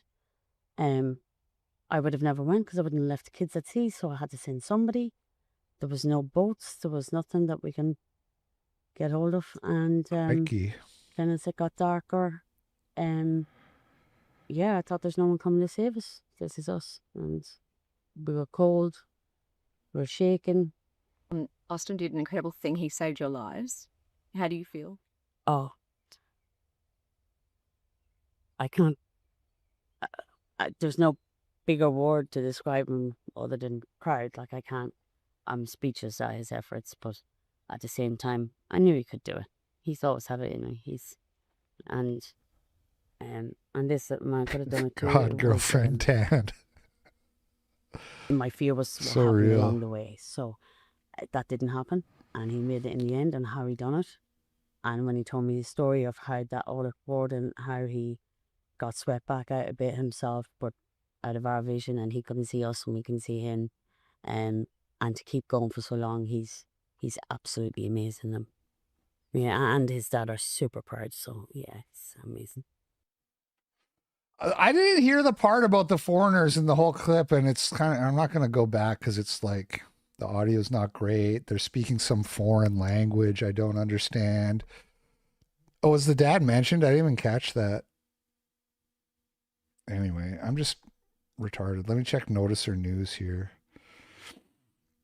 I just said today, not today. I did breaststroke freestyle, blah, blah, blah.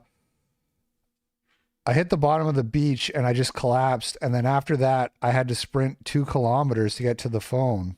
Austin also said, when I got to the phone, there were a lot of foreign people on the beach, so I couldn't really get much help in the extended news interview. Dude, there was a lot of foreign people, so I couldn't get much help. And by the way, it's not because they don't speak English. It's because they hate you. Because you're not foreign. You're native. You're indigenous Australian. Anyway, shout out to that kid. What a guy. What a hero. Ah, man, all these Epstein emails. I guess I'll try. I'm kind of losing my voice from all the talking. It's one of these no video episodes where I just talk the whole time. But let's look at some of these Epstein emails from Masha Drakova. I found criteria to find smart people. The more Jew you are, the smarter you are. You said you're 98% Jew. You're very smart. My ex-boss is 78% Jew. He is super smart, less smart than you are. I have a close friend business partner who is 99.3% Jew. He is crazily smart. We take all Jewish people. Sourcing can be done through relatives. Ask them to do a 23andMe test. Do event for everyone who is 98% Jew. Also, all of them are not religious. Do you think it makes sense, right? Do you think it makes sense, right?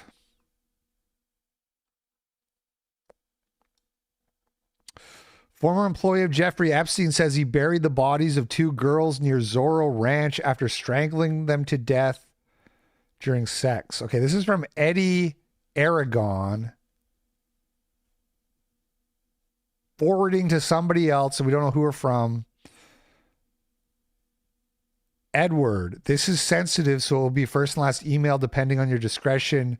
You choose to take it or trash it, but this comes from a person that has been there and seen it all as a former staff at the Zorro. The material was taken from Jeffrey Epstein home as my insurance in case of future litigation against Epstein. Sorry, no questions. What is damning about Jeffrey Epstein is yet to be written. Did you know somewhere in the hills outside the Zorro, 2 foreign girls were buried on orders of Jeffrey and Madame G. Both died by strangulation during rough fetish sex. Here are the video footage of Jeffrey Epstein. And then it says link truncated. Sex video with minor, underage girl, sex, underage rape fantasy video, girl from Bay Area suicide, attempt confession to Madam G. Please arrange for 1 Bitcoin by 6 p.m. today, Thursday, the 19th, to the BTC wallet address. 1 Bitcoin for all that? Why are you so cheap, dog? Hey, Grok, how much was 1 Bitcoin worth in November of 2019? In November 2019, 1 Bitcoin averaged around $7,000, but it fluctuated a bit. Bro, You got the snuff films and the underage rape videos and you want $7,000 for it? I don't know, man. I don't even know who is talking here. It's not clear who is talking here because it's addressed to Edward, but it's blanked out from and the to, and then Eddie Aragon is Edward, and then he forwarded this to somebody else. So we don't even know who's writing it here. This says former employee, but how do you even know that from here? Because it's blanked out who it's from.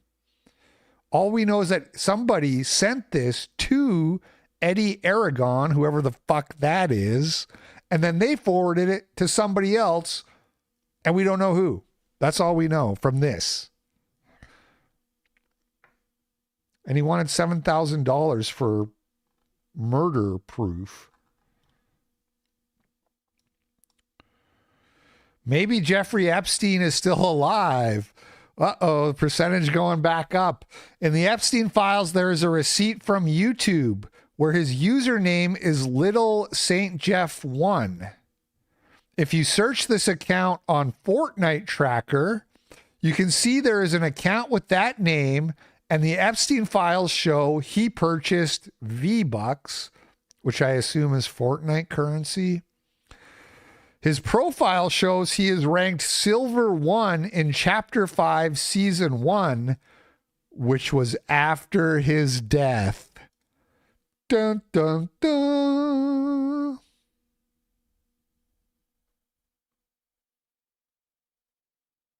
So this is a YouTube receipt. So he had a YouTube account called Little Saint Jeff 1. He bought a movie.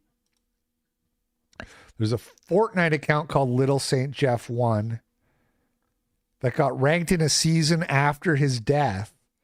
And there's an email showing that he bought $26 of Fortnite money.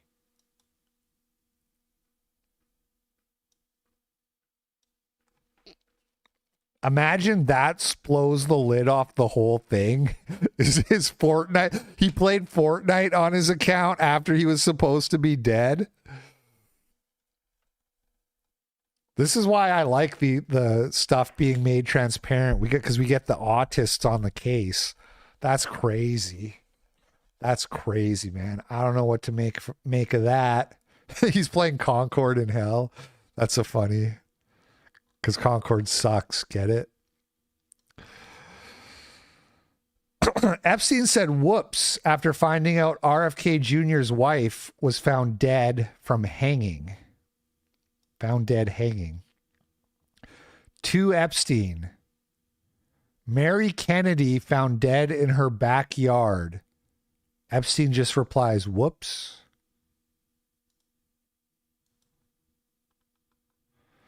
He uses the word whoops a lot, often when he seems to have someone killed. In the third one, he's threatening this New York Times journalist, Nathan Myhrvold, to kill him for the article he wrote that day. Trayvon Myhrvold is referencing Trayvon Martin, which was in the news at that time. So we've already seen this email. I give you permission to kill him, which is weird. But then somebody said, no one will lie to you and get away with it from me. No one. Whoops is correct.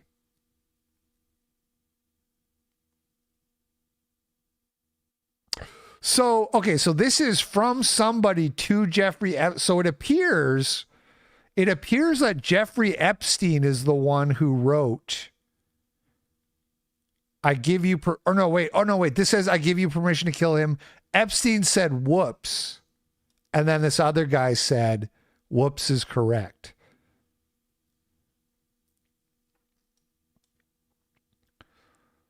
Sultan's mother-in-law died today in Colombia. Whoops. From Jeffrey Epstein. Saw today's New York Times article. Whoops. Careful. We don't want Trayvon Myhrvold. This fucking guy and his typing, dude.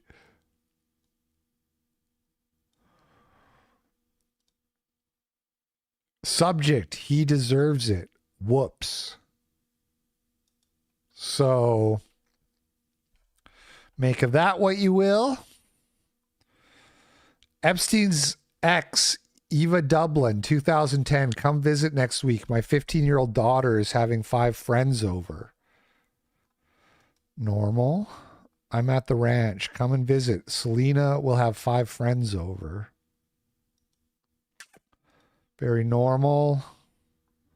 When your teenage daughter is having her friends over, very normal to invite a grown-ass adult male to come see that. Jews on Reddit are terrified about the increasing levels of anti-Semitism due to the release of the Epstein files. This is what I was like happy. I was like, Goyim consciousness is rising. And the Jews know it. They know it. We know it. Latest Epstein file drop is already making anti-Semitism online a lot worse. So yeah, the left and right are joining hands, believing in every conspiracy theory now, with evil Jews being at the center and pointing the finger at Israel, Zionists, and Jews for all the world's wrongdoings. Don't worry, though. The Jews have a plan to deal with rising anti-Semitism, which is this new Super Bowl ad. They've taken out a new ad for the Super Bowl.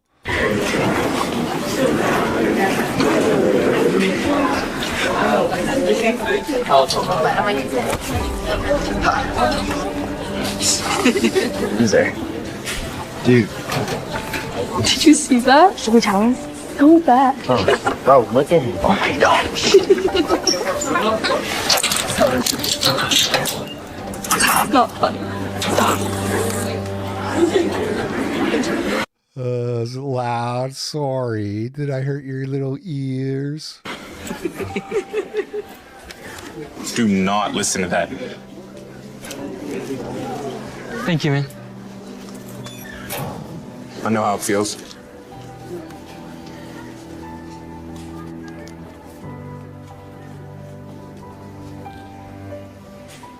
Nah.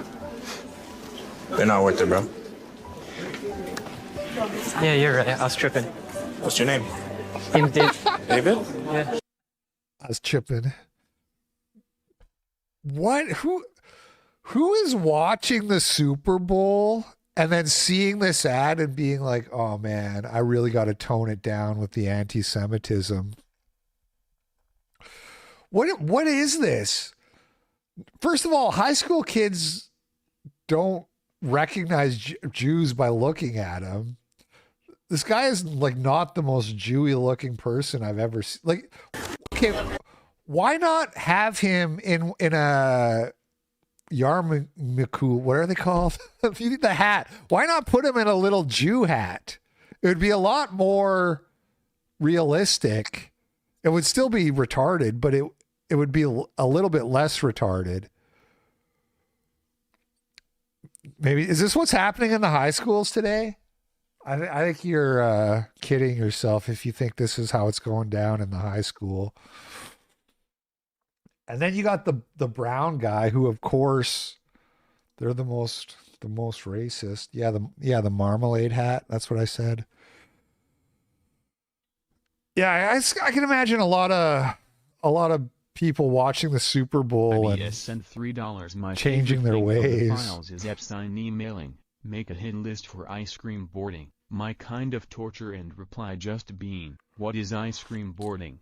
Apparently people think ice cream means meth. Yeah, I saw that. I don't know what to make of that. Illegal biolab owned by Chinese nationals was located in Las Vegas.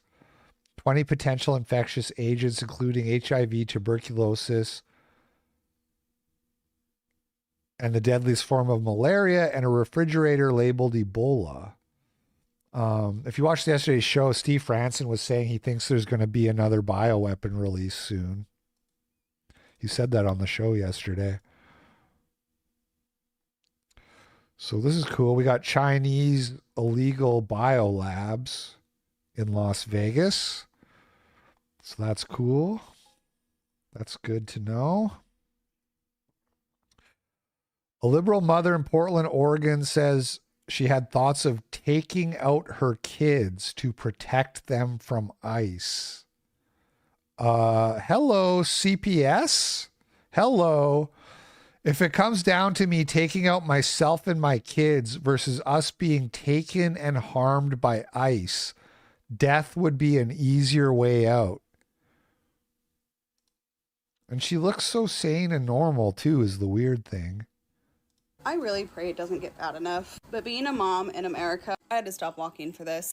I often think that if it gets to the point of knocking on doors, God, and like, to even have these thoughts, it's like I'm literally separating from reality right now. If it comes down to Pinhead. Niggas will be like no Christian e-girls ever and then go nut inside a chick that looks like this. me taking out myself and my kids versus us being taken and harmed by ICE, like, God help me, I did not want to do it. This is not the life I wanted. But that is a very dark thought that I've had. Death would be a easier out than for my children to be taken and harmed by these. She is seriously unwell. Tabby Quinn, the kid's gotta be brown, right? Like, it gotta be. Where's the well? She deleted her account. I want to see the next part of the video where you scroll the account and you go, well. Do you guys know I'm blowing up on TikTok? 1,400 followers, baby. This chick, this is the one we saw getting dressed up, talking about how she wanted a boyfriend to go hunt ice with her. Apparently, she's been arrested, charged for allegedly assaulting agents with her vehicle and turning herself in tomorrow. Today is Monday, February 2nd, 2026, and I'm coming at you with some news that I really did not want to have to come to you with, which is I just received a call from a lawyer telling me that the federal government is going to charge me. And Just ignore that. She should hire that other guy's. Yeah, you can just ignore that. to turn myself in tomorrow morning, which will be the 3rd of February, or wait for them to serve a warrant and knock down my door. So tomorrow I'm being charged with 18-USC-111. I don't know much information other than that. I have to turn myself in the morning. Clearly I've been crying. Here's what I will say. I am so incredibly grateful for community and who have reached out and who are trying to help get lawyers and advocacy. You think it's all fake? You think the FBI visit was fake? It's all fake? Who knows? Maybe. I wouldn't put it past these people to lie. And help me scrub. They're all insane, man. They're all social media addicted.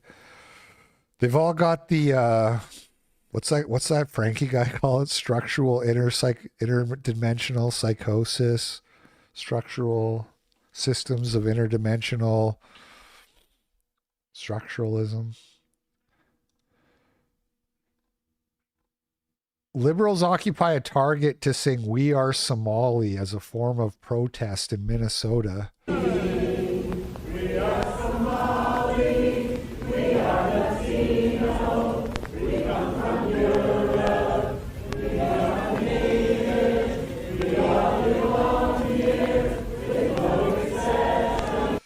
It's funny how they have to do it to the tune of "This Land Was Made for You," like a very white person song, you know what I mean, to make it relatable. We are Somali.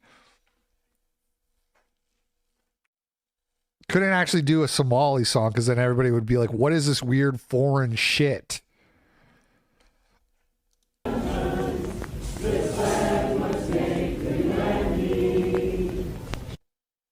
You know what, guys? I'm rethinking my racism. I've rethought my racism and I've decided to become more racist. Black ICE agent roasted leftists who ambushed him and called him a house N-word. Not my righteous anti-racist liberal protesters. Yeah, families should be ripped apart. Is that kind of our energy? Like we should rip people apart from their families? Are you a man? Oh shit! I haven't seen this. That's my first time. What? Are you a man? Oh god. Okay, let's start it over. Let me compose myself. Yeah, families should be ripped apart. That's kind of our energy. Like we should rip people apart from their families. Are you a man? Wow, is that a question? Wow. Okay. How do you feel about ripping people from their Walks away. Does that feel good? Are you a man? Walks away. Doesn't elaborate. House nigga in here. Refuses to elaborate. Sir, I need to move. Look at house nigga working for the fucking KKK. Sir. What's wrong with you people? Why are you calling a woman a man? Sir, I mean, what kind of a guy does that? fucking house nigga, bitch. Did you catch the hard R there? Bitch. I mean, what kind of a guy does that? Fucking house nigga, bitch. No one for your fucking slave.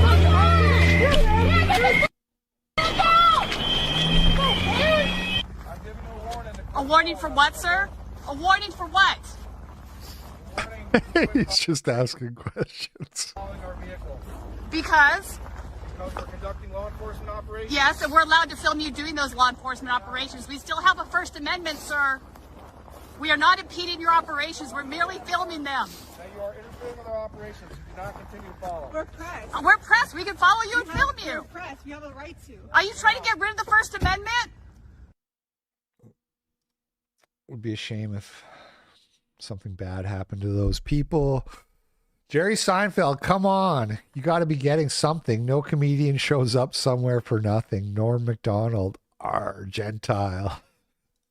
How much do you make doing this? You know, zero. Don't make it sense. Come on, you got to get something. Don't make a penny. I think these fellas do over here. Yes. No comedian shows up anywhere for nothing. Gentile.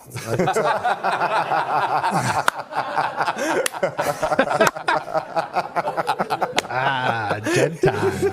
Now there's questions. You wouldn't get it. Questions that came. You wouldn't get it, Jerry. It's a white thing. That's so funny. Okay, I'm out of here. That's the show. I'm losing my voice. Thank you for watching, you guys. Thank you to everybody sending a super chat. You guys have a good day, and I'll be back tomorrow for $5 Media Fridays. Catch you on the flip side. Peace out.